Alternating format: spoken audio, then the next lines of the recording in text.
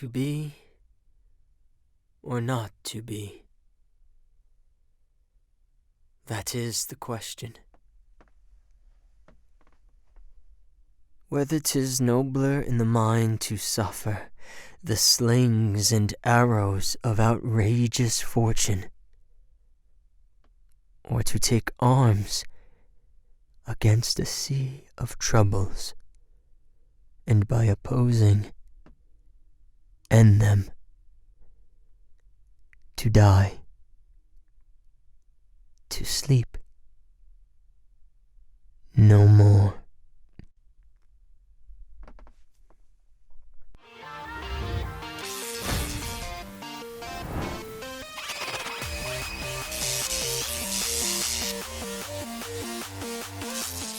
Hey, what's going on, guys? Paul Castro Jr. here, and to take a drastic turn from that depressing Hamlet speech, I just wanted to ask you guys if you could give a like and subscribe and hit the bell wherever it is, because I would greatly appreciate it. So as you could see right there, you probably noticed I was getting more sexy and seductive, and my voice was changing and getting more sultry or defined, and there was just more presence the closer I got to the microphone.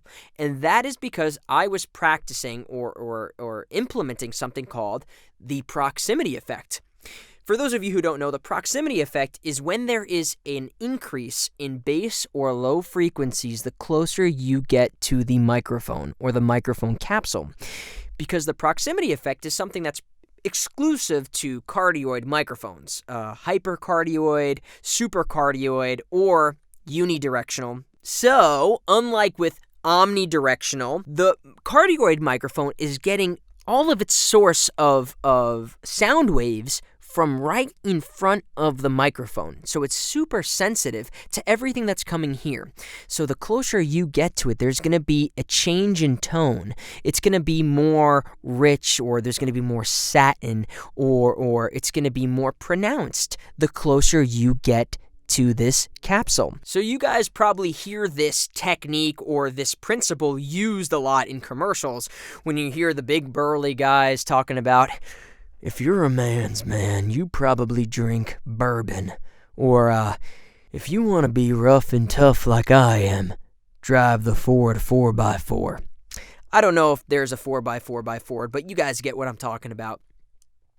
So I want to talk about how you as voice actors can apply the proximity effect when auditioning for animation, video games, interactive, because typically when people talk about proximity effect, you think about singers who know the term eating the microphone. But as voice actors, we all know that like the standard correct mic technique is this like 2 fingers, 12 inches or whatever this is. I think it's like 6 inches, 6 to 8 inches away from the microphone, as proper mic technique in terms of getting a nice level and being at a correct distance in a properly acoustic treated room. But for many of us who are in home studios, we really want to be this far away. But what that does to us when we're doing our characters is it creates a different tone or a different reality based off nothing we're doing but mic technique. When you are closer to the microphone, it just makes things seem a bit more intimate, a bit more grounded. But ways we can use this to our advantage are when we are auditioning for characters that are a bit darker. Maybe they're antagonists or villains or somebody who's really dealing with a troubled time, like Hamlet. So I want to show you guys through execution right now how you can use the proximity effect to help you create a 3-dimensional character. So let's make up a line here. Maybe, if you cross me, I will destroy you. And I'm going to do it from different distances from the microphone and at different volumes or at different fader settings, so you guys can hear the difference when the dB that I am outputting is the same, but at different distances, also at the different dBs at different distances. So let's go ahead and give this a shot. I'm not going to even do much acting, just to show you how the change in distance really drastically changes the tonality of your voice. So no acting here. If you cross me, I will destroy you. Versus, if you cross me, I will destroy you. And you can already hear a dramatic difference in those two lines. And as a casting director, when you've got when you're hearing that same line, if you cross me, I will destroy you, versus if you cross me, I will destroy you. One is already engaging you more than the other without doing any post-processing. Because nowadays, when you're recording from home, these engineers want to hear this as raw as possible. So how can we do this pre-processing? And it's by using the proximity effect. So now let's go ahead and up the gain just a hair here.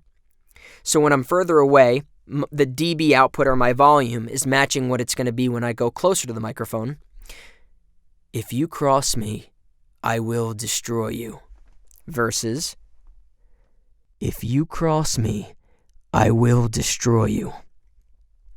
You can still hear a dramatic difference in those bass and low frequencies. So now, for good measure, let's do a little bit of acting so you can really hear the difference when you make your microphone the scene partner, because the proximity effect puts you right in somebody's face. So from back here, if you cross me, I will destroy you. Versus,